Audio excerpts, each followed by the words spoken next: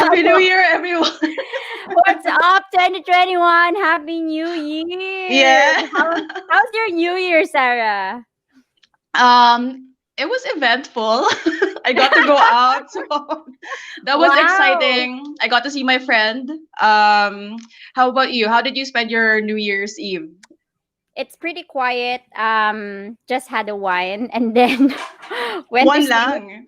One bottle, hindi, one glass of wine. It was pretty quiet here because not a lot of events to go to. Siyempre probinsya. So Yes. so yes, and it's good as well because I got to spend it with my family and with my mom. So this is a really good time because last year I was in Siargao, so it was very different. So right now Oh, it's more nice. intimate. Yeah, it's more intimate, and hopefully, yun yeah, I'm it's full of intentions for me because I'm like, okay, I hope 2021 will be nicer. I mean, aren't we all praying for that? Yeah, we just also want to acknowledge what's happening not only in the Philippines, but also in the rest of the world and in the United States. It's a really tough time to be in, but I think since you're here, we are acknowledging that you want to do something about your life and you want to learn from our guest today. So thank you for the live viewers who are watching us today, who are joining us this afternoon. Yes, thank you so much. And of course, this won't be possible without the people behind this show. Well, Sarah and the Tayo. ESM team as well. Yes, oo kami.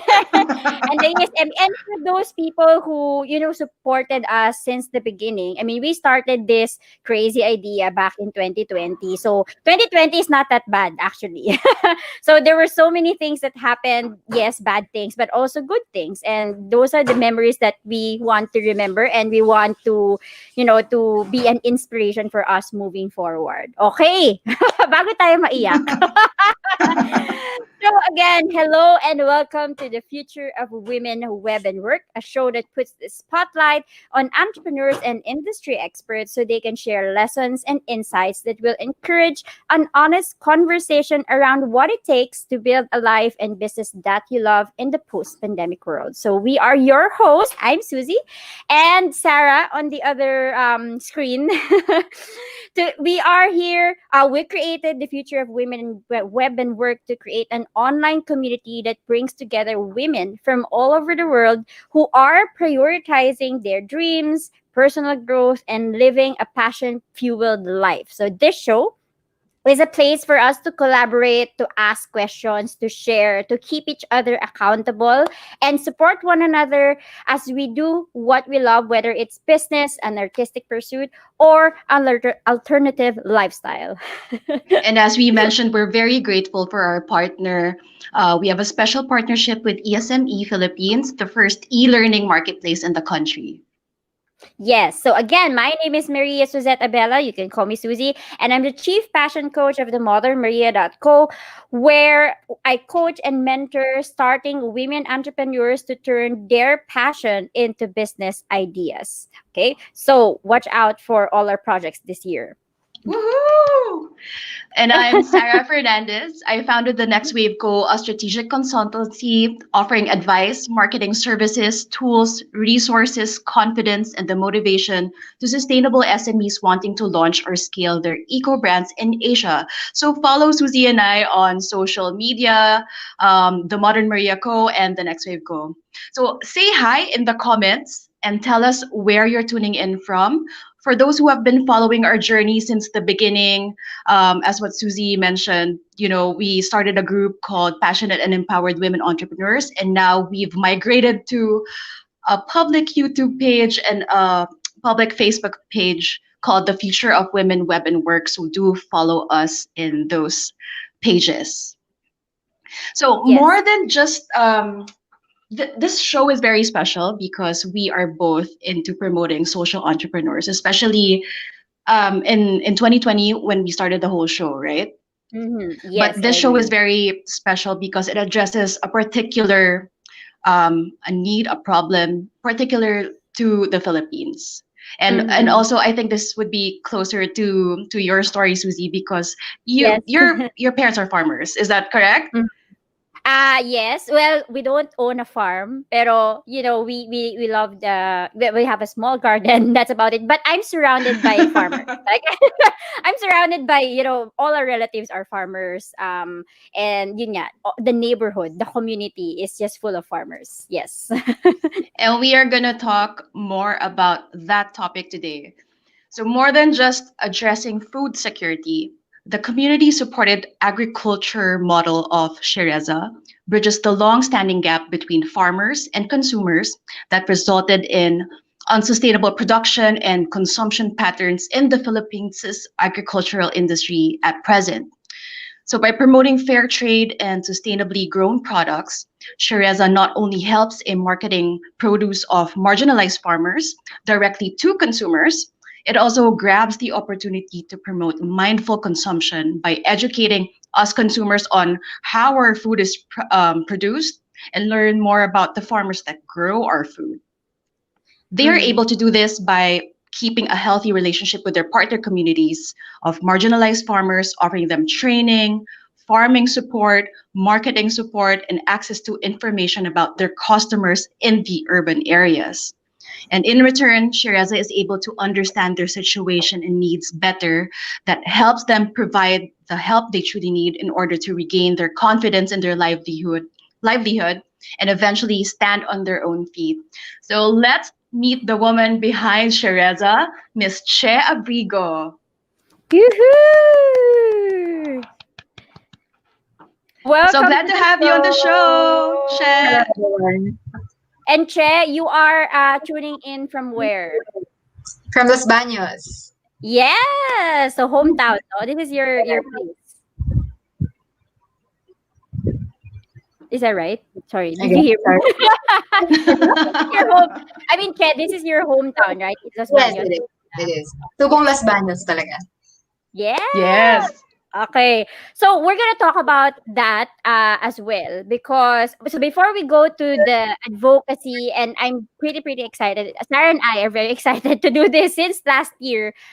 Just like what Sarah mentioned, I think this is a very pressing issue right now in the whole Philippines. We were just talking backstage about the prices of vegetables recently. So it has gone parang double or triple or quadruple even for some of the vegetables. Okay. So before we go to advocacy, I want to I'm sure a lot of you guys who are tuning in live would want to know ano yung life before this advocacy, this big vision of Che. So tell us something about your background, Che, and what was your this is it moment. So I'm gonna do this whole project before you created Sierreza.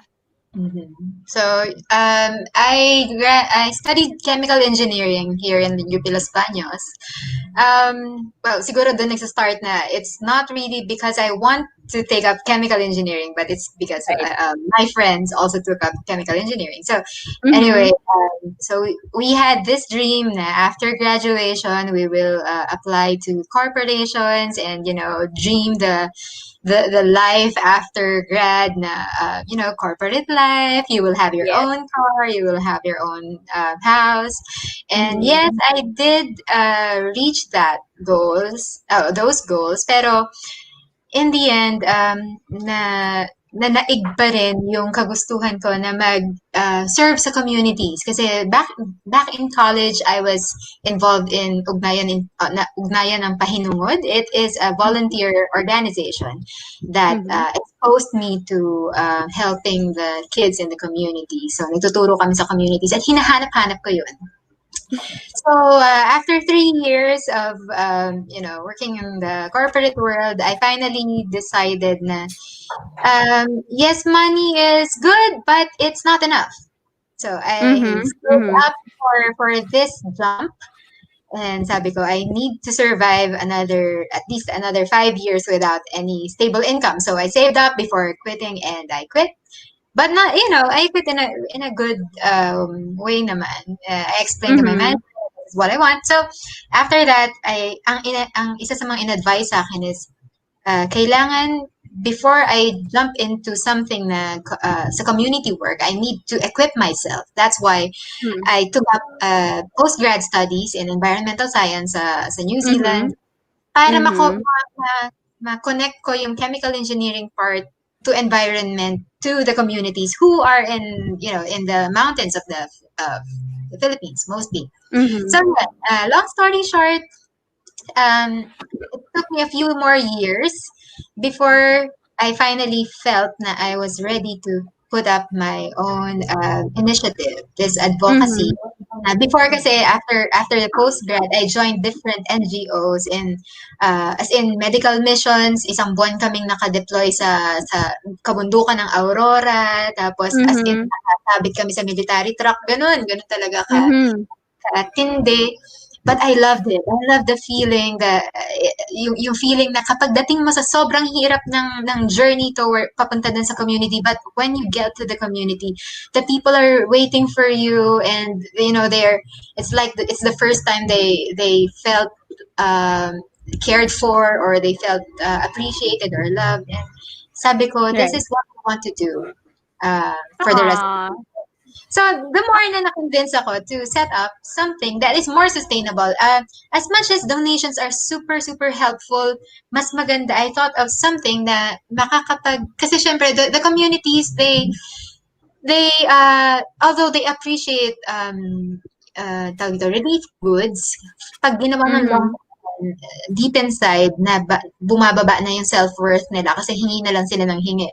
They want something na yung sense of pinaghirapan nila na they can stand, that yung sense of empowerment, kumbaga. So I Right. thought of a livelihood program dapat, and hindi lang matatapos doon kasi sa dinami-dami ng projects nasamahan ko or na-joinan ko, one of the reasons why they don't push through after the funding is after matrain yung mga nasa communities, they don't know how to market it. They don't have any access to market. So that is one of the things that I made sure na ma-address dito sa Sierreza. It is not Mhm. only going to the communities and training the farmers or giving them what they need in order to start up their livelihood. It is an end-to-end process. Sabi nga ni Sarah kanina, diba? So, hanggang marketing, actually hindi pa natatapos sa marketing. Even if we have already connected them to the market, nandun pa rin yung relationship building with the communities to help them step by step kung ano pa yung mga kailangan nilang skills in order to stand up on their own feet, and especially yung connecting them with their customers. Na hindi kami yung kung makikita niyo yung Facebook page namin, kadalasan yung mga posts namin, it's not about building our brand. It's about building the farmers up. It's about telling the audience about who the farmers are, who is behind the calamansi that you received this week, or who is behind the pasta widget. So that's how we try to bridge the gap between the customers and the farmers. And in the process, hindi namin sinasadya, pero yun nga, siguro dahil ang naka-front is Sierreza, mas nakilala or mas nakita ng mga tao na, uy, possible pala yun. You could be a business and you can also prioritize helping the communities na hindi lang puro profit, profit, profit. Though profit is important, of course. Everyone knows that. We need the money to sustain the operations. Pero it is still possible to still prioritize the welfare of the community and the customers. And then money comes after that. Kasi parang automatic na mafi-filter na the customers, not, we cannot please everyone, of course. There are people who just want a really good quality product but really don't care about the people behind it. But there are a lot of other people who are thrilled to know about the producers of the food. And yan yung talagang nare-retain namin. They are the regular customers that we have here in Sierreza, and we are super glad that they are here to stay. And when, like for example, when typhoons come, like nito na, yung Ulysses, yung Rolly, kapag yung farmers naman yung nangailangan ng tulong. So for the longest time, farmers ang nagsusupply sa atin ng food. They keep us alive. They feed us with, since we are promoting organic agriculture, then they feed us with safe food and hindi sobrang mahalan like that. I don't want to bring down any other institutions or establishments, pero hindi sobrang mahal. Not because it's organic, not just because it's organic, doesn't mean it has to be super expensive. So that's why yun. So, when calamities come, these regular customers, sila na mismo yung nag-extend ng help sa farmers. Like one of our initiatives, yung Lend a Hand initiative, na they are willing to lend money or any other resources, zero interest, para lang makabangon ulit yung farmers. And the farmers, they don't want to receive it na parang limos. Ang gusto ng farmers, once na makapag-harvest po kami, babayaran namin kayo. Huwag kayo mag-alala. So, ang ganda-ganda. And that is how the concept of community-supported agriculture is formed. Yung gano'n na they are both two communities or more communities helping each other out beyond the trade, beyond the enterprise, beyond selling or buying. There's a lot more to that na ibabalik natin yung sense of community.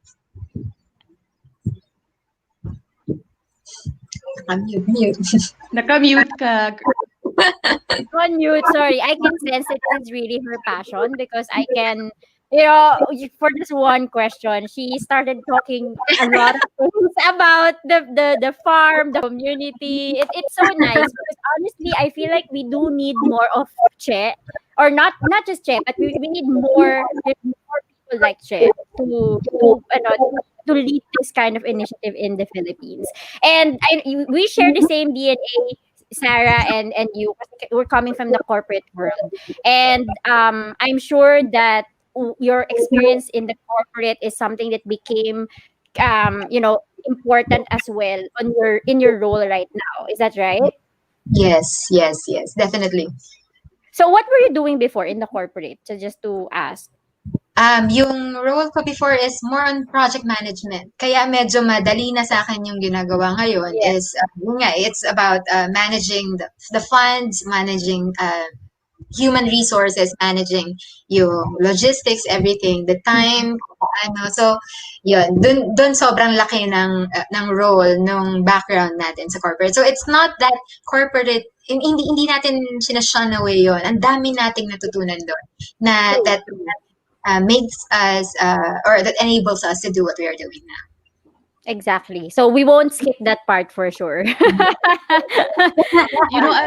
I have friends kasi who want to get into the whole social entrepreneurship world, who are still in the corporate. So my background's in retail, so we were in fashion merchandising. But yun nga, parang there's this need for us to want to be involved in sustainability, especially with all the calamities that are happening and all the social injustices that are happening in the world, not just in the Philippines, right?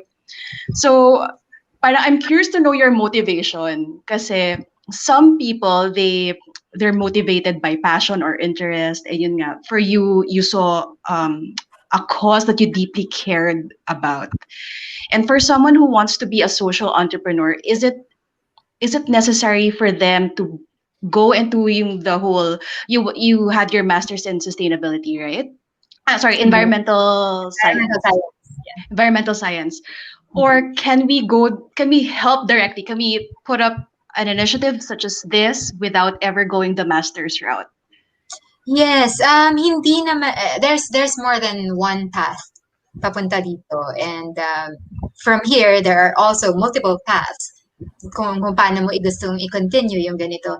Yes, ang sa akin, if you take, for example, I took this path na mag-masters muna ako, or may corporate background muna before, or tapos after that nag-volunteer ako. I learned a lot, and it's like learning a set of skills that I'm applying now. Pero on the other hand, if I took another path, I will learn a different set of skills that I can also apply differently in something that I'm interested in, or in my passion. So, ayun nga tama ka, Sarah. May ibang tao na gustong mag-start ng ganito, para they are hesitant kasi they feel like they don't have the right skill sets, or feeling nila, paano to, housewife lang ako, paano ako makapag-start ng something like that? You use your current skills. Kasi you build up on that. Wag nating isipin na kailangan katulad ako ni Che para makapag-build ng something like that, or ni Suzie or ni Sarah. Mm. No, you can build something na customized based on your skill sets and your passion. Na, for example, ako, kaya gusto ko talaga yung mga marginalized farmers, yung mga secluded communities yung naabot natin because nandun yung puso ko. Sabi ko nga, college pa lang, doon ko na naramdaman na I want to do something like this in the future na long term. Doon pa lang alam ko na ito yung gusto ko. So talagang tinatarget ko yung malalayo talaga na hindi naaabot ng tulong. But you don't have to go so far. If you're in the urban area, there's a lot of people to help there. And kahit nga hindi ka directly tumulong sa mga urban poor if you're in an urban area, it's a simple, paano ba? You just influence the people around you. That's the start. Ripple effect, man. As long as they see that see it in your life. Hindi lang dapat, yun pala, super important dyan. Ang hindi dapat nawala is, hindi dapat to nasa trabaho lang. Paglabas mo ng trabaho, iba na naman. For example, ako, ganito ginagawa ko. Paglabas ko, I don't know, siguro super extravagant ng buhay ko. Alam mo yun, hindi masamang gumastos ng sarili mo, pero it has to match. Your advocacy has to match your life or what you're showing other people. And that's how Yes. And what I can also get siguro from what Chess mentioned is you have to start small. Within your reach, the closest community to you.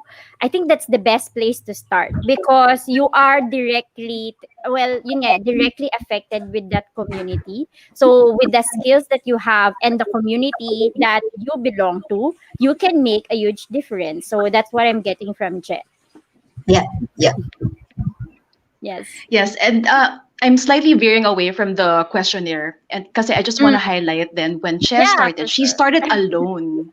Yes. So you don't need a lot of people to start this initiative. Because we were backstage, we were talking about how big should your connections be? Because we know partnerships and connections can yun nga, parang if you want to put up a corporation to get more funding for something like this, right? Make it turn it into a bigger impact. Pero yun nga, you don't need that in the beginning because as proof, Che, maybe you would want to talk about how you started because you were alone when you did this, when you started.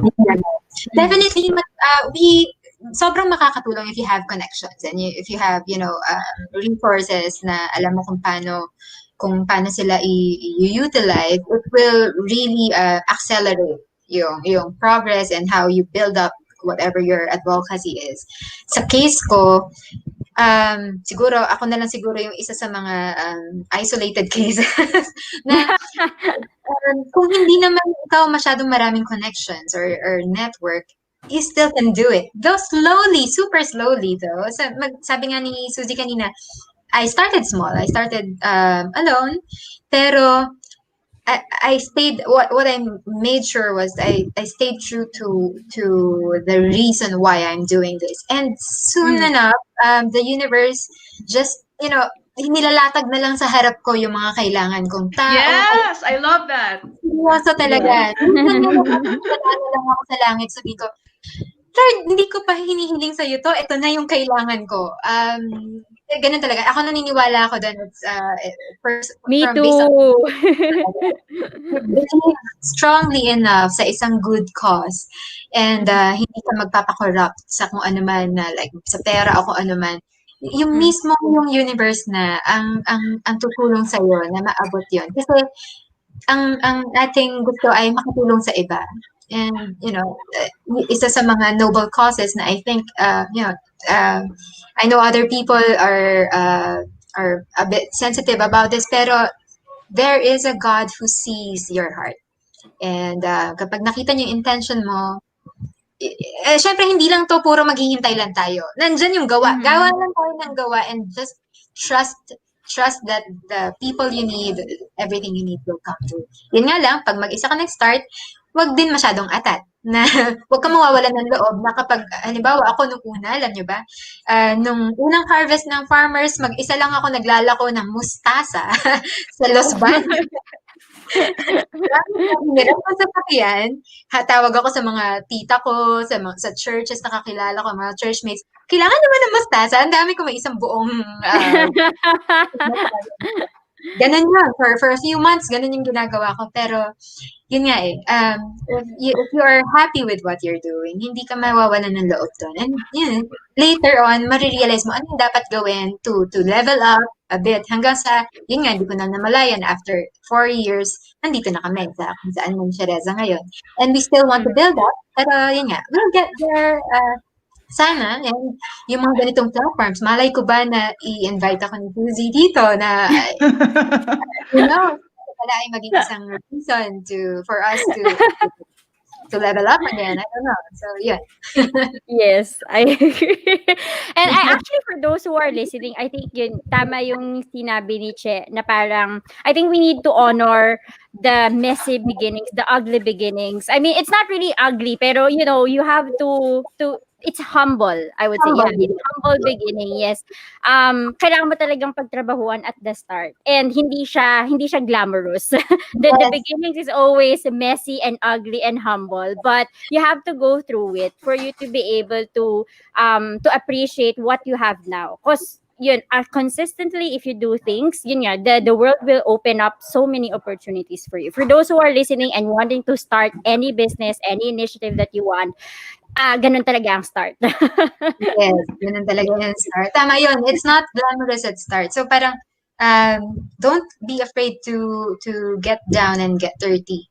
Your hands dirty. Parang, ako, for example, kasi nung nag-start to, parang hindi pa Sierreza eh. 2016 nag-start yung initiative with the farmers. Tapos for a year, yun nga, sariling sikap lang na nilalako ko yung mga gulay. And then I put up a cafe. That's when Sierreza started in 2018. Nung Sierreza na cafe, it sounds super parang sophisticated. Wow, zero waste cafe, artisan cafe. Pero naghuhugas ako ng pinggan in the background. So, kasi, kailangan eh. Or simulain, tuturuan mo pa lahat sila. And that's fine. Hindi natin, siguro, yun nga, we always go back to why we are doing this. Are you doing this para maging glamorous? Then I think you have to reevaluate your reason. Yes. Can we keep the conversation messy? Kasi nandun na tayo eh. Let's talk about the challenges that you had during the pandemic. So how did that affect your usual operations? You mentioned you have a cafe also, a zero waste cafe. And also parang what did the pandemic siguro bring about new opportunities for you? Yeah, definitely. Yun, ano siya, parang bittersweet. Kasi nung nagka-pandemic, nag-start nga yung balita ng COVID, wala pang lockdown. Eh, di ba? Mga November, December pa yun. So may konting, nagkaroon na ako ng inkling na, oops, pag ito lumaki, ano kayang, lagi ganun siguro dapat kung ikaw yung founder or executive or manager ng isang bagay, lagi kang 5 steps ahead mag-isip.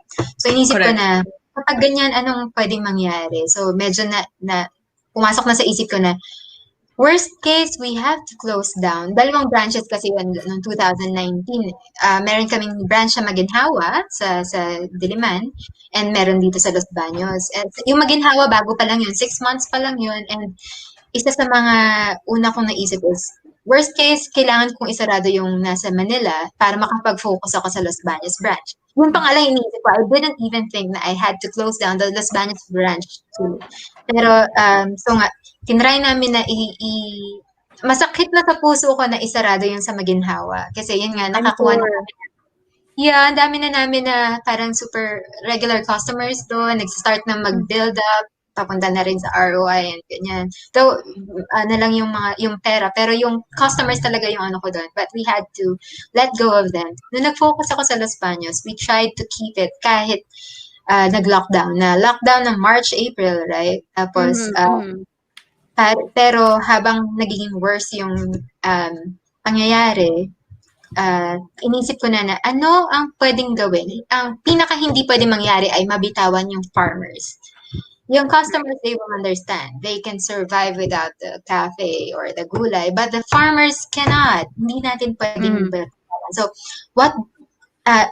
kahit anong extremes yan, anong kailangan kong gawin, namin gawin yung team para hindi mabitawan. So, what we did was, para mabawasan yung risk ng COVID, kasi pag may cafe ka, you're drawing people in. So, Right. para ini-encourage mo pa sila na maglapitan. So, sabi ko, sige, the question na yung keeping the cafe.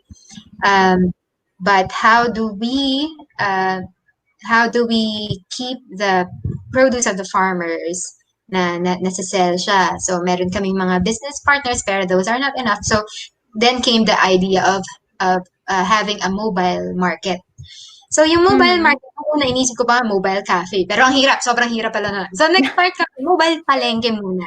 Ano siya? Actually, inspired by Vico Soto. Hello, Vico. Yes. Oh, Oy, shout out. Nabablash ako, hindi.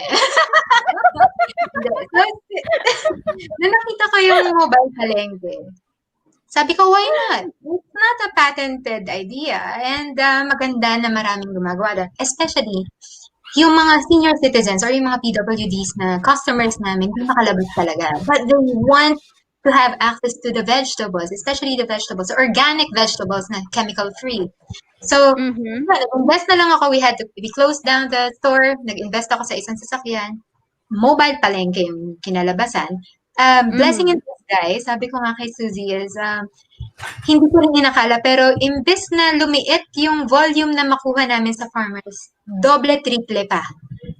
Kasi fresh produce eh. Nung cafe, ang ino-order namin sa farmers, yung kailangan ng cafe to process into cafe items. And may konti lang na fresh fruits and vegetables. Nang totally nag-shift kami to mobile palengke. Purely fresh fruits and vegetables. And dun ko na-realize na people, especially during the pandemic, they are hungry for healthy food. Kasi lagi na lang delata, ganyan-ganyan. So, nakatulong pa yung fair trade model namin na hindi sobrang mahal. Na parang, affordable. Free delivery, affordable, organic pa. So, people love the idea. Doon namin nakagain ng more customers. Tuwang-tuwa yung farmers kasi sa totoo lang, hindi nila naramdaman yung lockdown. Kasi lalo pang lumaki yung kita nila during the lockdown. Kasi ang dami customers. So, ang isa sa mga key, doon is the staff din ng Sierreza. Those who chose to stay with Sierreza, I will not take the credit for it. Kasi itong mga working students na dating staff ng Sierreza Cafe, they chose to stay and still work because they know the farmers need their help. So, kaya naging ganito. It's not because of me. It's because of the people around us na gustong tumulong, na who have the same heart to help not only our farmers but our kababayan na nangangailangan ng healthy food. Yes. Ang daming kwento. Sorry, you can stop me on my tracks. It's okay. We're indulging as well. Nagpa-private chat na nga si Suzie kasi ang dami namin gustong ipasok na top. Sabi ko, okay, i-prompt mo na. Pag-uusapan na ba natin si Okay, go Suzie. No, because yun nga, I think the pandemic opened up a lot of opportunities because we really need food. So kahit naman may pandemya, walang pandemya, we really need food. And I'm also, kasi kanina ko lang nalaman sa backstage that you also got involved with the event. Ano ba to? Wedding? Nag-viral si Che because of the pandemic. So, yes. Ikwento mo sa viewers natin kung ano yung ano ba tong nangyari? Anong event to? Dalawa yung nag-viral. Yung isa yung sa Ube. Tsaka isa yung sa daughter ni Ryan Kayabyab. So we can start with the Ube maybe. What happened with the Ube? Lang yung Ube seasonal. Tapos ang daming, ngayon ko lang rin nalaman na ang dami pala talaga naghahanap ng ube kapag Christmas and New Year para gawing halaya. Yung farmers sa Tarlac, mga Aita farmers, marami silang tanim na ube kasi dahil nga lagi silang nadadaanan ng calamity, yung mga nakaka-survive usually yung root crops kasi nasa ilalim ng ube, right? So yun yung after Ulysses, meron na sana kasing nag-initiate kami kasi ng bagong ng another community sa Tarlac. Nung una nasa Rizal Dumagat farmers yung aming partners. Tapos in July this year in partnership with Project Propel, nakapag-start kami ng isa pang community na tutulungan. Sa Tarlac naman, Aita communities ito. Nakapagtanim na sila. Ang dami na proud na sila. May bunga na yung okra, talong, ganyan. I-market na lang. Then came this, yung may pandemic na, tapos meron pang bagyo. So, nasira lahat. But ang natira yung ube, sabi nila, ma'am, baka pwedeng i-market natin yung ube. I didn't expect na. Nung nag-post kami, basta may isang ano kami dyan na ube, parang ube heist. Parang, who wants ube? 16,000 likes, 2.8 million views yata yun. So, ang daming nag-order from all over the Philippines. May gusto pa magpa-export sa Canada. And so, Yeah. so, nakita ko na parang, kulang lang pala ng konting publicity pa. A lot of people, marami, siguro more than half of those who ordered because, not only because they need it, but they also want to help the farmers. So, parang gusto nila two birds with one stone. Nakatulong na ako, may halaya pa ako. So, sometimes may order, 100 kilo, 30 kilos. Minsan nga 1 kilo lang. Gusto ko lang pong tumulong. Merong isang bata. Pwede po ba akong bumili ng 2 kilo lang? Bata yun na nakatulong. I just want to help the farmers. So, sobrang sarap ng pakiramdam. And, ayun nga, naging viral yun. Nagkumahog kami. 6 lang kami sa team. Daan-daan na order. Guys. And dahil doon, the farmers, nung Thursday lang, so, diba, Suzie, before this, galing kinausap ko sila, sabi ko, kamusta? Nakatulong naman ba yung ube?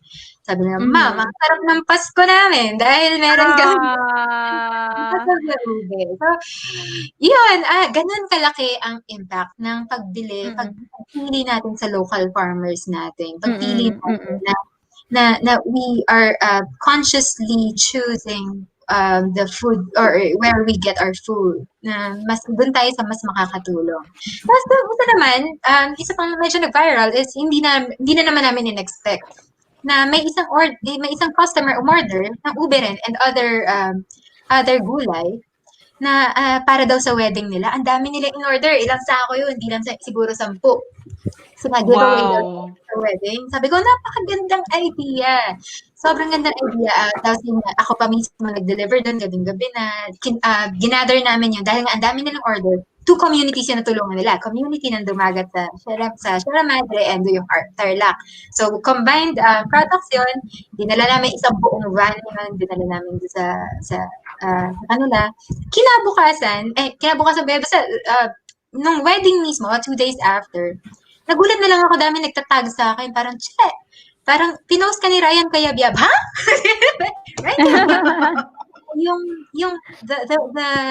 The bride is the daughter of Ryan Cayabyab, and the groom, si Stephen, is, yun nga, isa rin siya sa entertainment industry, nasa huling LB pa siya. Hindi ko alam.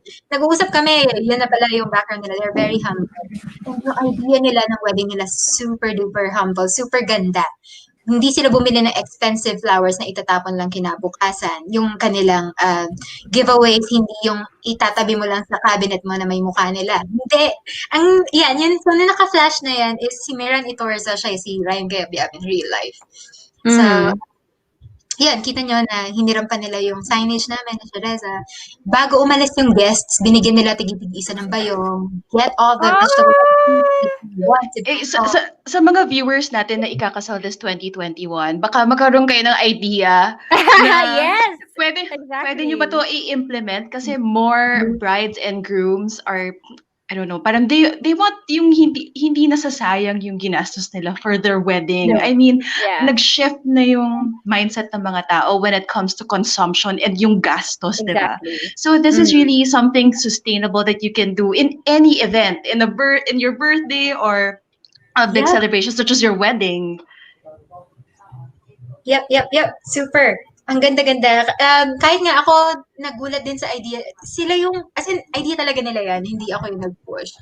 Tapos, yun nga, pinopromote ko na rin sa mga friends ko na, uy, ganito yung gawin nyo. Kasi, nag-chat sa akin si Stephen after niyan. Sabi niya, the guests love the idea. Yun yung makagandahan doon. Hindi siya typical na wedding na actually bibigyan mo ng sobrang mahal na giveaway pero hindi magagamit. Ito magagamit nila and it's for their health and tuwa pa sila na only fruits and vegetables, organic everything and nakatulong pa kayo. So sobrang dami perks ng ganitong idea. So let's promise, Sarah, ha, na si Che yung kukunin natin sa wedding. Kung sino ako una. Ako, ako na paunahin mo, Sus. Mas matanda Sige, ako mauna eh. ka na. Konti na lang eh. Ako na, oo. Pero si Kay Che na si Vico, alam na natin na ano pala. Oo nga. May soft spot pa rin siya. Mahaba yung pila niyan. But, who knows, right? Maybe makita niya to online, maging viral din to. Yeah, but I was telling Che about this, that this is actually a good, another department that she can create. So, someone who's gonna be in charge of events. Because I think, yun yung sabi ni Sarah, it's a big opportunity because the industry is changing right now. And what pandemic taught us is like really, focusing on what matters most. And mostly it's food. So, I would rather get this kind of service rather than, yun nga, magkaroon ng mga ibang souvenirs na itatapon ng itatago. Yes. So, I'm really happy na brought up to. So, I hope mag-book kayo sa Sierreza. Nag-promote na ako. Diba? So, Che, so let's talk about, so other than this, are there any other parang pivot that you did during the pandemic? So we have the events, we have the mobile palengke, any project that you want to share with us or the viewers? Sa ngayon nga, before this, nagpa-planning pa ako eh. Isa sa mga, hindi naman talaga siya project, pero isa sa mga nakikita ko na isang step towards building up Sierreza, at the same time involving the people around us, the customers. Yung hindi lang kami yung mag-grow eh. We want to grow with the communities, with the farmers and customers. We are planning to incorporate Sierreza this year and offer a different kind of investment opportunity. Hindi lang pera.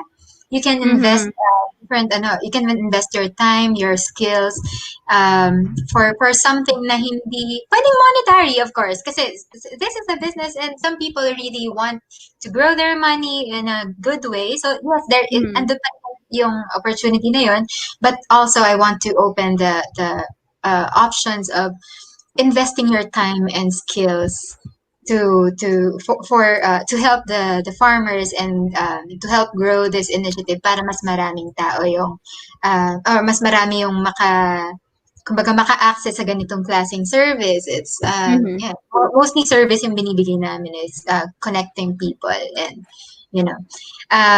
yun, though hindi pa sobrang solid yung plan, pero yan is a growing project na siguro kung later ko ma-flash yung aming, ito na pala, naka-flash na pala. Kung follow lang kayo sa page namin, we will announce different opportunities to get involved with this kind of. Gusto ko nga sana, before this, ang mga projects namin, may farm tour, meet the farmers, ganyan. Pero pandemic sayang. Gustong-gusto ng farmers ulit. Minsan nga tinatanong ko sa akin ma'am, kamusta na yung mga bumisita sa amin dito? Ang dami connecting because of those farm tours, pero nga hindi pwede. So we will have to do with other options, pero yun nga, just stay tuned sa aming Facebook page. Mas active kami sa Facebook page. Tita so Facebook mo na tayo. Dapat ba yun? So yan, so we have, I think this is a project, yung mga farm visits is something that we can push 2022, no? So it's still, it's temporarily not available right now, but I'm sure a lot of people are excited as well to do this. I am excited. Gusto ko din magpunta sa farm ninyo, 'di ba? And interact with the farmers and the communities. And speaking of the communities, and we've talked about this back from the past meeting na parang I told you na feeling ko kasi yung mga IPs natin, the indigenous group, di ba meron silang sort of mga tradisyon. I don't know how challenging it was with you when you're trying to enter or connect with their community, because I know they can be really exclusive. So I want to know, how did it start? How did the partnership start, and how were you able to get their ano bang tawag doon? Parang acceptance.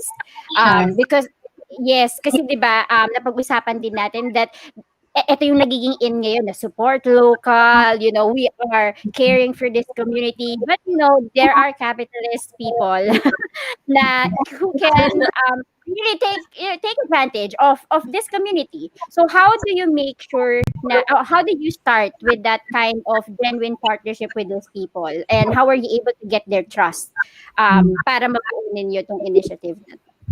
It's not an overnight thing. It's a long For process to sure. get their trust. Lalo na, yun nga, yung nabanggit ko nga rin na they have a history of people coming to them na akala nila tutulong, pero in vested interest pala. Gusto pala ng land nila, gusto pala na may porsyento pa sila sa, I don't know, sa tourism or kung ano man. May mga ganun. And nadadala doon. Ang tagal-tagal nilang nararanasan yun na feeling nila, bakit ba tayo lagi na-exploit sa ganito? Mukha ba tayong bobo? Kaya gusto nila, minsan, dalawa yung nangyayari. It's either tinatanggap nila na gano'n na nga lang sila. So, sometimes nade-destroy yung character na rin. Nagiging, sabi ko nga kanina, nagiging self-centered na rin na parang minsan ang iniisip nila mas pang sarili kaysa pang community. Because they have to compete with the other people lalo may mga dayo na hindi na sila pure ng mga katutubo doon, may mga pumapasok na rin yung culture from outside pumapasok, nakakalungkot, hindi lahat masama of course, pero nakakalungkot na yung mga negative things ay nasisira na yung kultura nila bilang katutubo, lalo nila nafe-feel na mababa sila. So ang isa sa mga approaches ko is, first of all, I make sure that they feel respected when I approach them. Ang unang nirerespeto ko ay yung kanilang leadership. Hindi ako pupunta sa isang group lang ng farmers tapos hindi alam ng leaders. Una ko talagang alamin sino po yung chieftain sa lugar na ito. I will give a courtesy call, i-explain ko. Parang una nga, mas gagawin ko pa nga makipamuhay muna eh. Kasi hindi tayo pwedeng basta mag-barge in lang sa isang community with a project in mind. Sabihin natin, ito po yung project ko, gusto niyong tanggapin? Hindi ganon. Ang kailangan natin is get in there, alamin, kilalanin sila kung pwede alamin mo rin yung puso nila, ano yung totoong kailangan nila. And then from that, ano yung kailangan nila, doon ka mag-build ng posibleng solution. Hindi yung may dala tayong solution from outside. Think that size fits all. No. Every community is different. So actually, itong bagong community sa Tarlac, it also needs a different approach kumpara dun sa community sa Rizal. So, basta ang lagi I respect the authorities, yung kanilang elders. Tapos, mismong yung elders na kapag nakuha mo na yung loob nila, yung trust nila, sila na mismo yung mag-i-introduce sa'yo sa community. So, tapos, yun din, hindi natin pwedeng dalhin yung ating nakasanayan dito sa patag. Patag ang tawag nila sa atin. Kapatagan. Di natin pwedeng dalhin yung kaartehan natin dito sa patag. Ako maarte ako, for example, sa CR. Ayoko na maano ng CR. Pero pag nasa bundok, hukay. Ganyan. Walang CR. Nilalagyan mo doon ng Mark X. Pero ganun eh. Ganun talaga. Walang ligo na 2 araw, wala namang amuyan doon. So, ganun, set aside talaga yung sarili para mas maintindihan sila. And when they feel that you are that sincere in getting to know them, in knowing their needs and wanting to help them, automatic na yan na mag-open up sila. Pero it will take a long time. Hindi yan overnight, sabi ko nga kanina.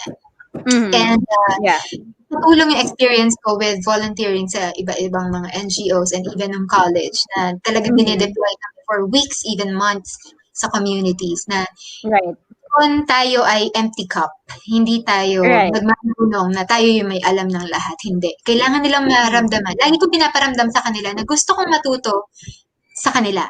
Hindi yung nandito ako para tulungan kayo. Hindi tayo pwede. So it's a very different approach. And that is how they also open up na hindi rin nila feeling na kailangan nilang dumipensa. And takes years. Since sa Daraitan, took me more than a year for the other farmers to feel at ease sa akin. Pero later on, nakikita nila mag-isa akong aakyat doon, gabing-gabi, hating-gabi, kukunin ko yung gulay nila. Tapos madaling araw, babiyahe ako pababa. Minsan napapakamot na sila ng ulo. Ano pa naisip na itong si Ma'am Jed at mag-isa siyang talaga bang gusto lang niya tayong tulungan, gano'n. So, nakita lang yung intention. But I'm not saying na yun lang yung paraan, na kailangan martir ka, umakyat ka dun mag-isa. Hindi naman. Pero yun nga, yung respeto sa kanila at hindi natin sila ilo-look down. Hindi sila ilo-look down sa kanila bagkus itataas natin sila. And we will acknowledge the fact na this is a two-way learning. We are not there to teach them, but we are there to learn from them and exchange knowledge tayo. That's how we empower communities, and that's how we get their trust, and that's how we form a relationship such as the relationship of Sierreza with the communities. I love it. Yeah. Si Sarah, Cher kasi, Go ahead. one of Chess initiative is teaching the Aitas how to save their money. So it's not just about helping them sell their produce. Can you tell us more about this initiative? Sige, kasi isa sa mga napapansin ko, ako kasi bata pa lang ako, talagang medyo disiplinado na ako sa pagsisave. And alam ko na walang Sierreza ngayon kung hindi ako nag-save even before. Yung hindi ka naging medyo disiplinado sa paggastos ng pera. Hindi ko sinasabing kailangan maging kuripot, pero yun nga smart spending lang. And I'm an advocate of good financial management. Tapos isa sa mga napansin ko sa communities, karamihan sa kanila, walang sense of saving. One, hindi natin masisi kasi isang kahig, isang tuka sila. Yun nga, arawan yung sweldo nila, di ba? Minsan, kung ano yung itinrabaho nila sa araw na to, kung ano yung sweldo, yun lang yung ikakain nila. Bukas, pag hindi nagtrabaho, hindi kakain. Ganun talaga sila namulat, yun yung nakasanayan. Kaya, feeling nila, ano pa kami makakapag-save? Wala na nga kaming pera. So, isa yun sa mga target ko na, sige, ganito po. Fair trade ang ating pinapairal. Ibig sabihin, maganda ang presyo kahit kakaunti lang yung volume. Ibig sabihin, may opportunity kayo na mas palakihin yung kita. Tapos tinuruan ko sila, dito pa lang, ano ba yung mga pinagkakagastosan nyo? Bigas, asukal, kape, alak. So, ginagawan ko ng simple arithmetic. Sige po, magkano ang isang bote ng empoy? Gin bilog kayo sa isang linggo, isang buwan. Magkano yun? Pwede bang kalahatiin nyo na lang muna? O kaya bawasan ng 2 bote sa isang buwan? Imbis na ipang-inom or ipang videoke, pwede ba i-save natin? So actually, hindi. Don't get me wrong. Yung pag-inom, yung minsan konting-konting mga bisyo na ganyan, hindi natin sila masisisi. Hindi yan, it's not all bad. It's in a different perspective, ibang-iba. Yun na lang yung outlet nila sa lahat ng stress nila sa buhay. And hindi sila sobrang walwal eh. Yun, tama lang. So anyway, yun, talagang dadaanin mo sila sa ganun. So, nung nakita nila na, umaabot ako na ilang libo para lang sa ganyan, pulutan pa. So, yun. Dapat gagawin super simple. Tapos, sabi ko, sige, ganito po. Para hindi kayo feeling nyo na lalabas kayo ng pera. Tuwing may kalakal kayo, may gulay at prutas na maibebenta sa amin. Kung ano sa pinagbentahan nyo, dahil nga malaki-laki naman yung nakukuha nyo, more than 1,000 yan per week per farmer. So, may regular income sila per week, tapos mataas-taas pa. So, medyo nakukuha na nila na they are able to provide for the basic needs na. So, hindi na sila reluctant mag-save. Sabi ko, sige, ganito. Para mas ma-encourage kayo, for every 100 pesos you save dun sa pinagbentahan nyo ng gulay at prutas, tatapatan namin ng 20 pesos pa. Kasi wala silang notion of interest, yung concept ng interest. So, ganun ko in-explain na. Kada 100 mo isa-save kada linggo, o kada buwan ba yan, may 20 pesos ako itatapat. Parang, ganun sila. So, ma'am, halimbawa, nakapag-ipon ako ng 1,000, 200 kayong ibibigay? So, talaga? So, naging excited sila. Binilhan ko sila isa-isa ng maliit na notebook every time na magsasave sila, naka-record doon. So, may Yung records keeping passbook. na rin. Passbook, oo. Pero notebook lang yun. Ako lang rin yung nagsusulat-sulat. May pirma-pirma ko pa yun. Tapos, every month, makikita ko, minsan nasa isang corner, nagko-compare sila. Magkano na yung savings mo? Magkano na yung savings mo? Tapos, yun nga, may konting condition na kailangan niyang i-hold hanggang December. Unless sobrang emergency, kung hindi naman sobrang importante yung pagkakagastosan, i-keep mo yan hanggang December para makuha mo yung interest. Kapag winidraw mo yan before December, makukuha mo yung pera mo, pero walang interest. Sige ka. So, talaga nagpipigil sila. So, for 3 years na to, 3 consecutive years, every December, they have something to spend for Christmas. Napapagawa nila yung bahay nila, yung yero, yung dati may isa sa mga farmers, ang tirahan niya to, seryoso to plastic lang yung bubong. As in, wala nga walls plastic lang. Pag umaga kasi nasa farm siya, so wala naman talagang kailangan sa bahay. Pero plastic sa gabi. Pero because of this, nakapag-save up siya, yun na, may bahay na siya, may yero. Nagkabuhay na Tapos, siya. so, yun, nakikita nila unti-unti. Pero again, it took years para ma-realize nila na, dapat nga pala ay konting disiplina sa sarili. So, ang sarap sa pakiramdam lang na yung mindset ay unti-unti ring nababago for good. And because of that, tumataas na rin yung self-confidence nila kasi halimbawa yun nga, napapagawa nila yung bahay nila o kaya nakakabili sila ng farm tools nang galing sa kanila, hindi hingi. And again, it's part of the empowerment process na feeling nila, kaya naman talaga pala nila. Konting disiplina lang. And hindi namin yan magagawa kung hindi nga rin ang daming tumatangkilik sa fruits and vegetables nila. Doon lang naman namin kinukuha yan yung pang-interest doon sa farmers. Yung pambayad sa kanila and yun. So, Guys, bili na kayo. Oo nga, bili na kayo. For more interest. No, but I really admire you, Che, for doing that because I think it's not just this community. I think it's a reflection of all the communities in the Philippines. Kasi nga, the financial literacy is also one of my advocacy since I'm also a financial advisor. And it's really hard to educate people about this. And I really appreciate what you're doing right now. And it's something that I really want to replicate as well with what we're doing with Sinag, with the staff and the employees. Kasi importante yun you can't just teach them na alam mo yun, yung parang magbenta ka, ito yung kukunin mo. But if you get this simple concepts of interest, of savings, I think it's very, very important para kaya nga naman nilang maging independent. So I love that idea. So let me steal that. Sure. Sorry, you wanna ask something? Sorry. No, actually nagpapalakpak ako sa background. Okay. Diba? So I think yun nga, just like what Che mentioned, we can just like what I mentioned as well, we can replicate this to a lot more more communities. So please, the more we support Sierreza, I think ito na yung model natin So I don't know what's gonna happen in the future with Sierreza, whether you are open for franchise or kasi pag-uusapan, I mean, if-finalize pa yan ni Che. But definitely if you are listening right now and you are thinking of doing the same thing, why not? Sierreza is already your model. So alam mo nang pwede, 'di ba? So what else? Tama yung sinabi mo. Okay lang emphasize ko pa, Suzie. This is something na hindi to patented. Just like Vica's mobile palengke. Yes. So this is something na hindi to katulad ng iba na it's an idea na kailangan original and ipagpaalam pa. This is something na the more you steal the idea, the more you replicate the idea, the more people we help. So go lang.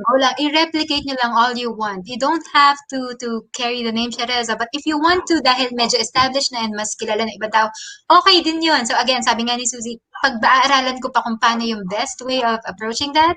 Pero yun nga, if you want to do the same thing kung nasan man kayong parte ng Pilipinas o ng mundo, go ahead. Yes, I agree. And I think you've mentioned briefly kung ano na yung mga naging changes. So about the education, yung financial literacy. What else were the change from the time you started? Ano yung napansin mo na malaking pagbabago dun sa community? Malalaki na yung bahay nila. Correct. May bubong na lahat. Pero totoo. Totoo. Yung ibang farmers talaga, sobrang proud. Napakita nila sa akin, ma'am, di ba, nung unang natulog ka dito, nandun ka lang sa isang kahoy. Ngayon, tingnan mo, kasya na yung 5 dyan. Diba? Parang Do nakakatuwa you lang. have So, photos of that? Maybe we can share some photos of the farmers. hanapin. Meron Yeah. definitely, pero ang libo kasi na yung photos ko. So, mahirap hanapin mo. Sayang. Paano ba? Next time, But siguro. we have photos right now, 'di ba? So we can share maybe sorry. Oo nga, gusto ko ipakita yung mga farmers na ka-work ni Che. Oo, sige. While you guys are doing that, I'm just gonna tell our live viewers na if this show is valuable to you, which it is, and if you watched our past episodes and learned from the future of women, web, and work, we would love if you can share this particular show, and let us know once you share them so we can thank you. Also, let us know if you're tuning in live. Say hi to us. If you have questions for Che, just comment away. And yeah, going back to Sierreza, si Che is gonna share the photos of the farmers that she works with. Ayan. Yes. Sige, while waiting for our technical team to share it, si Nico na lang, no? Yeah, hindi ko na lang. Sasagutin ko yung question kanina ni Sarah na hindi ko na nasagot. Isa sa mga changes pa na nakita ko na super talagang nakakatunaw ng puso is yung nawalang spirit concept of bayanihan sa kanila. Bumabalik na unti-unti. Nabanggit ko kanina na because of the situations sa community nila, ginagrab yung land nila, pinapasok sila ng tagalabas, biglang may magsasettle na hindi taga doon. So sila mismo yung ma-displace from their own land. They developed a certain ugali na parang sarili muna yung unang iisipin. Nawala na yung sense of being a community. Pero because of this livelihood, isa sa mga pinopromote namin is hindi natin mapupuna ng orders ng mga customers kung hindi kayo magtutulungan. So, after a long long training sa kanila na laging nagtutulungan. Kulang ako ng gabi, sino pang may gabi dyan? Kulang ako ng sitaw, sino pang makakapuno ng orders? Tutulungan na kita, kukunin ko na sa farm mo, nasan ka ba? Hindi mo kaya? Bumabalik na yung spirit of bayanihan nila. Even, ito, yung flash na yan ay consolidation area na nasa lupa, isang maliit na patch of land lang ni Nanay Baby, isa sa mga farmers. Yan ay built by the farmers. Hindi kami nagbayad ng kahit anong labor dyan. Bayanihan yan. Yung materials, half. Yung taas niyan ay kubo, mga made of, second floor niyan ay made of kawayan. Lahat sila ang nag-provide. Yung ilalim sementado, especially for this, kasi consolidation area yung harvest nila. So, kinuha namin sa project and konti sa Sierreza yung materials, yung gasto sa materials, but sila lahat ang gumawa. Sila yung nag-layer to put up their own consolidation area. And that alone itself, this mismong consolidation area is a symbol of their bayanihan na nag-come alive again because of this initiative. And tuloy-tuloy yan hanggang ngayon. Gusto pa nga nilang gawing processing area yung isang part niya na which is one of our future projects na gusto rin nilang matrain. Sabi ko nga more than just thinking about farming, isa pa sa mga nagbago sa kanila is they started dreaming for themselves na hindi na lang, especially yung si Tata Yuni, yung naka-green, tsaka si Ate Presi, yung naka-gray sa picture. Sabi nila sa akin, ma'am, huwag ka munang aalis. Kasi lagi ko sinasabi sa kanila, hindi dapat kayo maging dependent sa amin, ha? Baka mami, pag wala kami, mawala lahat to. Hindi. Sabi nila, ma'am, kaya naman na namin. Kaya lang huwag muna kayong aalis kasi gusto pa naming matuto pa ng iba. Especially processing. For example, mayroon silang hibiscus na tanim. Gusto nilang gawing wine. Gusto nilang gawing, kung ano-ano. Iba, gusto nga nila maglagay ng restaurant dyan Gawin daw nating Sierreza yung kanilang consolidation area dyan kasi dinadaanan ng mga turista. So, sabi ko, why not? So, nakakatuwa na i-restore unti-unti yung spirit of bayanihan plus yung they again started to dream for themselves na hindi nila naiisip na hanggang dito na lang kami. And ito pa isa. Speaking of yung naka-flash kanina, sige okay lang. Yung mga kabataan nila, dati isa sa mga dilemmas ng Pilipinas aging farmers na natin, di ba? Yes. Wala nang mga I youth love na gusto it. mag-farm. Pero Oo. dahil nakikita nila na, yun nga, sa tinagal-tagal namin na every week yan, as in walang mintes, every week nandyan kami para kunin yung harvest nila. Nakikita ng mga bata, ng mga youth din. So, nagiging interested na rin yung anak ng ibang farmer sa kanila, imbis na hindi ko naman sinasabing pangit ng ang criminology o kaya pagsusundalo, pero yung iba sa kanila, yun yung unang gusto, pero nung nakita nila na, teka lang, sila Ma'am Shell, bata-bata pa yan ng konti. Pero, bata-bata pa yan, pero ito ang ginagawa nila. And it's something that they can be proud of. So, yung iba nag-agriculture. So, nakakatuwa lang. And ngayon, may scholar na kami na pinapaaral ng Sierreza para matapos niya yung pag-aaral niya, para makatulong siya sa mga magulang niya na farmers. Etong picture na to, yung naka-flash ngayon, these are students of UPLB na nung wala pa tong pandemic na imbis na nakakulong sila sa loob ng classroom just studying about theories na hindi naman talaga makita yung practical application, they had an opportunity to apply what they learn in school dyan mismo sa communities ng farmers. And the farmers are so happy to meet them kasi yun din ang isa sa mga sinabi ko sa coordinators nila na I hope this is not a one-time thing. Na hindi to dahil requirement lang, isang project na pagkatapos ng project, hindi na naman nila, wala na naman pake. They made sure na this is a continuous process. Na after ng subject na to, babalik sila para sa isa pang ganito hanggang sa, alam mo yun, tuloy-tuloy, as in continuous project siya, na hindi siya dahil required lang yung estudyante. What course is this? DevCom to, DevCom. Tapos yung isa naman, yung kanina may nakikita kayo mga youth na nagtuturo sa bata, they are an organization in UPLB, Econ-Soc naman. So economics, ag-econ. Nakakatuwa. So different groups of students na involved na rin sa mismong communities na hindi lang yung farmers yung natutulungan natin. We are also able to connect our youth here in the Patag and the youth there as a community. Sila nga yung nagiging, parang nag-i-inspirean sila sa isa't isa And that is one thing na hindi mababayaran ng kahit pera.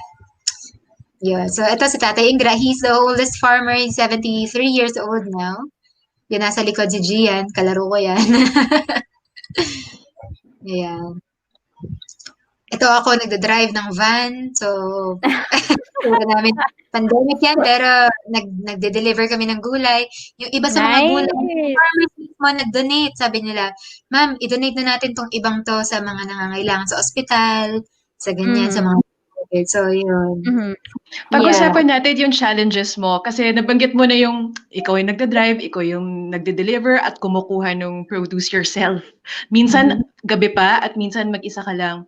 So ano yung biggest challenges mo right now in the business and how can people help Sierreza grow? Ngayon, ang challenge namin, honestly, is our team is, this is a good problem actually. A good problem na our team is now too small to accommodate the growing number of farmers who are interested in joining this type of livelihood na hindi lang basta nagtatanim, it's something more, and the growing number of customers that we have not only in Los Baños, also in Manila, in other areas outside Los Baños, sometimes ibang probinsya pa. Anim lang kami ngayon, and we need to grow the team. That's one challenge. But in order for us to grow the team, I also have, ito naman ay something that a manager needs to think about. I also have to give them proper compensation. Ulit, anin ko lang to, take down na namin yung Sierreza. Anyway, so that is one challenge, yung growing the team. And in order for us to grow the team and for me to give them proper compensation, we need logistics. Kasi ngayon, tinatsaga namin isa lang yung sasakyan namin. Aakyat ng farm, yung mismong pinang-akyat sa farm, diretso ipapang market namin yan. Pagod na pagod, minsan more than 24 hours na sila nag-iikot dyan. And it's not ideal, pero it's one of the, like the birth pains of the labor pains of birthing. Pero I'm really hoping that this year mas ma-address yung ganyan. Kasi if we equip ourselves more, then we can help more people. So, yun yung challenge talaga ngayon. Growing the team and the logistics. And kasi nakahintay na nakaabang na yung people who want to support and the farmers who want to join in as well. And other communities who also want to experience this type of relationship with their customers, the community-supported agriculture model. Yun na nga lang, kami na yung nagiging weakest link. So we have to really address that. Okay. And Kasi yeah, sorry. yes, Go go ahead, Sarah. Suze. No, ikaw na. Dami kong question. Sige, go ahead. And then just to wrap up yung sinabi ni Check, because backstage we were talking about her big plans, diba? So parang phase 1 pa lang to of Sierreza, but I'm sure we will see more and ano ba, in a bigger bigger and more app may platform na eventually. Yeah. Sana And yung let's- tama, platform. Oo nga eh. Yes. And I also want to touch on the social enterprise aspect because we've been talking about it for the past hour. But syempre normally I would look at it on a business perspective, and you've been mentioning it's like ito yung mga problems namin on the business side, on the operation side. For those people who wants to start their own social enterprise, ano yung mga dapat mong i-consider? Because I know that social enterprise is like, okay, you need to create that balance, that good balance between your advocacy and also, the sustainability of the business, which most of the time means the cash flow. So, Yes. what would you tell these people? Because cash is the queen. Sorry, hindi na siya king, but a queen. Cash is the queen of the business, And puro tayo babae, so let's say cash is the queen. How do you make sure that there is sustainability in the business in every aspect? Because you've been running the business for at least 3 years, tama Che? 4 years, almost 5, yeah. 4 years, almost 5. So it says something na this is sustainable, but how do you make it sustainable? Yan. Napakagandang question yan. Kasi usually dito natatrap or nagogoyo yung iba sa ating mga super, super enthusiastic na gustong maging, to start up their own businesses. Yes. But half of it is making sure you are prepared financially and yung skill sets mo nga. Kasi you can have all the good intentions in you, pero if you are not prepared to take on to jump completely, dapat nga full-time ka dito eh. Kasi kung hindi ka full-time, ma-frustrate ka lang sa bagal ng progress. Ako nga, full-time na nga ako, babagal pa rin. Pero yun na nga eh, you have to do it pag umpisa, mag full-time ka dyan. Yun nga, don't be afraid to get your hands dirty. You can do all the simplest of stuff, and kahit yung paghuhugas ng pinggan o pagdadrive o pagbubuhat ng mga gulay, pagkakargadora, ganyan. Yun nga, pero yun nga before I jumped in, sabi ko kanina, nung nasa corporate pa lang ako, pinagplanuhan ko na, I saved up for this. Tapos pag nag-save up ka, make sure meron ka pang buffer funds. Kasi sa first 2-3 years, magne-negative ka talaga dyan. Sigurado That's yan. true. Sigurado.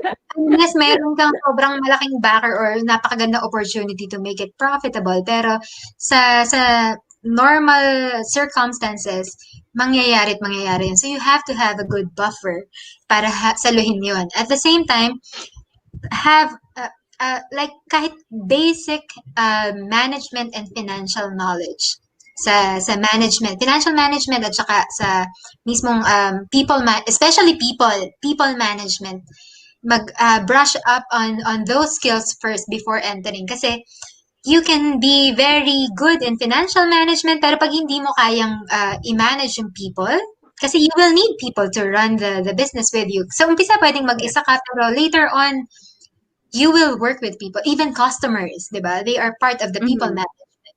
So you have to really understand them first. Hindi yan nababasa lang sa libro eh. Out there and get experience from the ground. Hindi sa puro libro lang. Get experience. Huwag magmadali sa umpisa.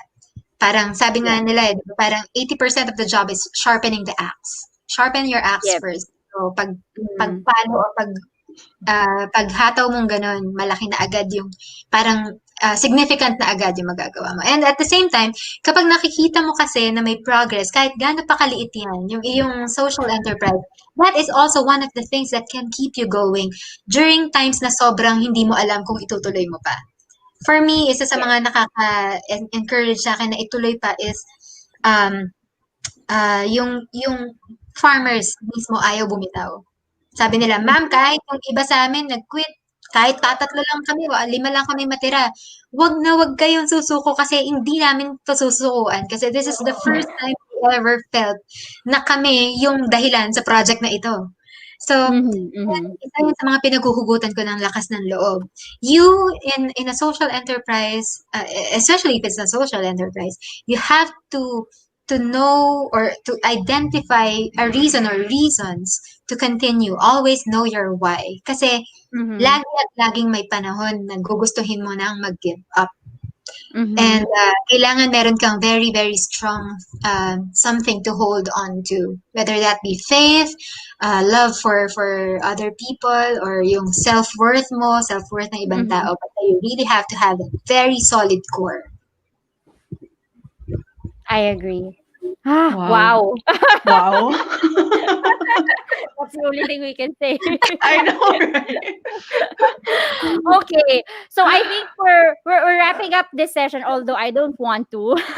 I think we still have more things to talk about. Second session. Oo nga eh.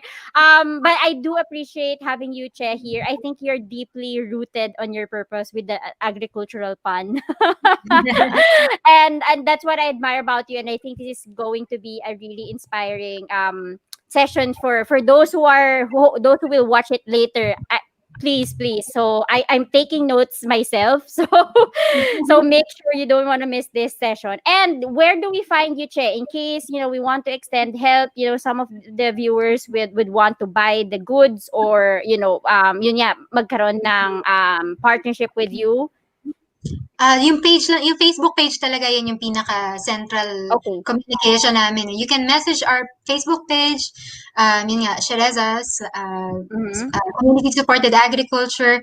Pag nag-message kayo dyan, automatic, kung hindi ako yung makikita ng team, dadalhin din nila sa akin yan. Sometimes it takes a few days, pero we will answer there. Tapos yun nga, thank you for bringing that up, Suzie. Kung gusto nyo you can help in a lot of ways, and as simple as buying their produce, malaking tulong na yon, hindi lang sa amin kundi sa farmers especially. And you can also just share the word and tell your mom, your tita about it, your lola, your lolo, your friends about it. And yun, if you are a social entrepreneur or gusto nyong maging ganito rin and you just want advice, just shoot me a message there. I'll be glad to give you tips. And if you want to partner up, tingnan natin kung paano. Basta sasabihin ko lang, lagi dapat in line with the core values of what you're doing. Yes. Wow. Can we tell our viewers if you do pick up or you do delivery within Metro Manila, what's your scope in terms of location now? Last year, nasa Quezon City at saka Parañaque pa lang yung reach namin. As in dulo-dulo. Pagdating namin ng Quezon City, diretso Parañaque. But this year, we're planning to dedicate a whole day for Metro Manila markets. So, kaya na namin from Quezon City and in between. We're thinking Mandaluyong first and then Pasig, tapos. Ayan na, si Bibi ko. Collaboration. Talaga seryoso, Mandaluyong, and I have some friends in Makati and BGC na rin, na gusto rin mag-avail. So, even if you live in a condo, we can go there as long as it is, it makes sense to go there. And kapag mas marami tayong pwedeng matulungan or masupplyan doon, yes, sure, just let me know. Some people, minsan nagugulat na lang ako kasi mag-message sila, nandito ako sa isang building or condo, yung office ko dito sa ganitong part.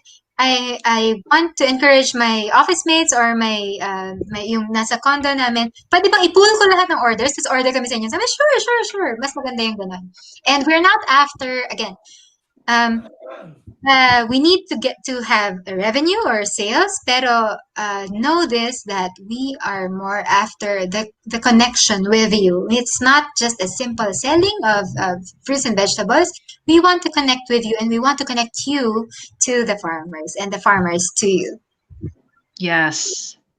Well said. I'm definitely going to be a customer, Che. We wish you more power. And yun nga, you were saying earlier, the demand is already there. The farmers are ready. It's all about making this happen in a bigger way and more efficient way for you guys, diba?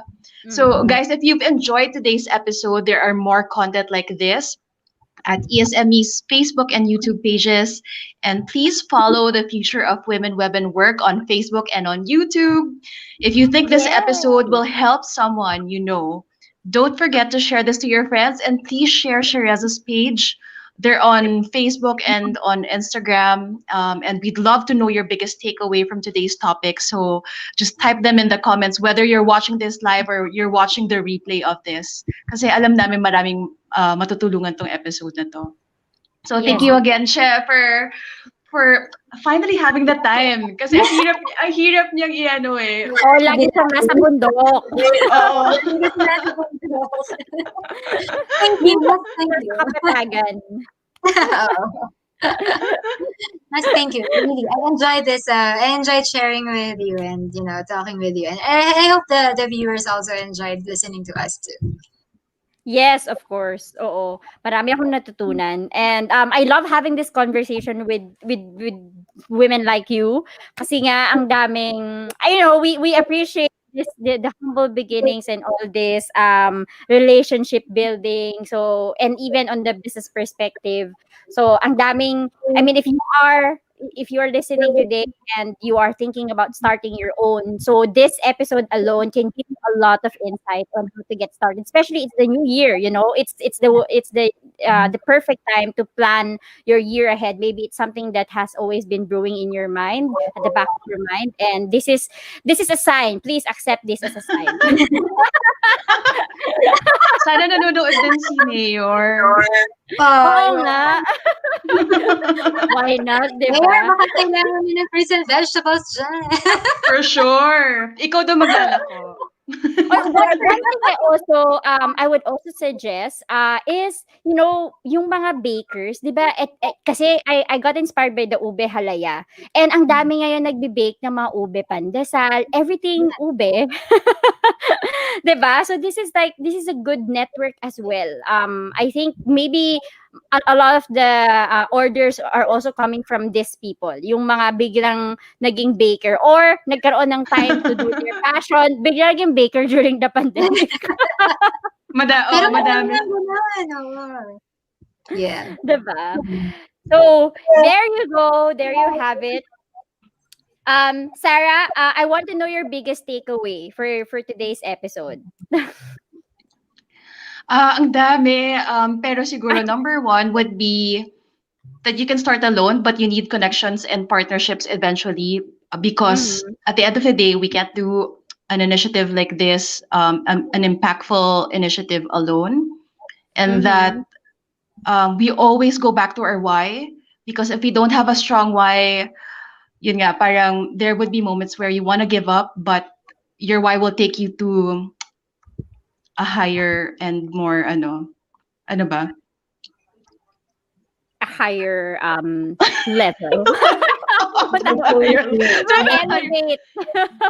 It will elevate your, yun nga, parang purpose is important. And yun nga, importante na when you're doing business, it's not just that you're sustaining for it's not just profit, right? So we're talking about the environment and yung socio-economic sustainability as well. So yun nga, more power to Sierreza. How about you? What's your biggest takeaway? I would like to highlight the same thing, pero sige, mag-review. I would go on the practical side as an entrepreneur. Like, it's true what Che said, that you have to expect a loss at least on the, the first 2 years of your business. So as an entrepreneur, if you're really planning and you're really serious about this, you have to save a lot of money. So that's one. You have to protect, you can only help people in the position of strength. And most of the time, it's really itong cash flow is going to be a big thing in your business. So you would want to protect yourself at the beginning, and secure yourself, because there will come a time na kakailanganin mo yan. And yeah, sabi nga namin, the first 2 years, that's the most critical part. You can't give up because, you've thought of something, you've thought of a business idea, and there's a reason why you did that. It's because you want to see it through. You want to make sure that it's gonna be sustainable. So not just 2 years. You can't give up in the first 2 years. That's for sure. But you have to protect yourself as well. So you can't end up on an empty cup. So dapat ready ka laging lumaban when you're an entrepreneur. So yeah, that's one thing that I want to highlight. Other than the advocacy and the why, those things are very important for you to push through. Okay, so that's about it. Anything else from your end, Che? Maybe an advice for any starting entrepreneurs or for someone who is interested to start something like this. Though nasabi ko na karamihan, pero ano ba? Hindi mangyayari yan if you don't make the first step. Pero make it a smart step.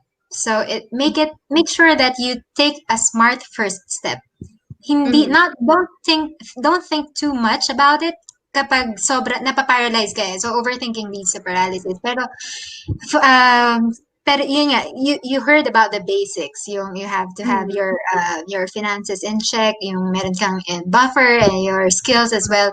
Kapag nandyan na yung mga basics na yan, kapag meron ka pang ibang doubts, talk to other entrepreneurs and get from their experiences. And you can't, para yung pag-aaral sa board exam o kaya sa entrance exam, you can't be prepared enough. You will never feel prepared enough. So there will have to come a time na kailangan mo lang talagang magtiwala, pray, jump. And again, jump smart. So ganun. So, yes. And yun pala, there is power in people. So again, tama yung sabi ni Sarah, you can start alone, pero yun nga, there's power in numbers. So get people who are same-hearted and like-minded like you. Yun parang pare-pareho kayo ng puso at saka ng goals, kasi mas madali kapag meron kang katuwang. Yes. Sa buhay ba? Ang ganda, no? Sa buhay. Inspirasyon. Tulad ng... Tama na. Tama na. Puro yata tayo single dito. Talaga ba? I think so. Uy, wag na natin gawin. Ginawa na natin public service announcement yung show. So anyway, thank you guys. We're gonna see each other backstage, but let's wrap this up. Thank you for everyone who joined us in the show. This is our first episode as Future of Women Web and Work. We'll see you again next time.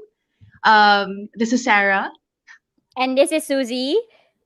And this is the future of Women Web and Work. See you in the future. We need to rehearse.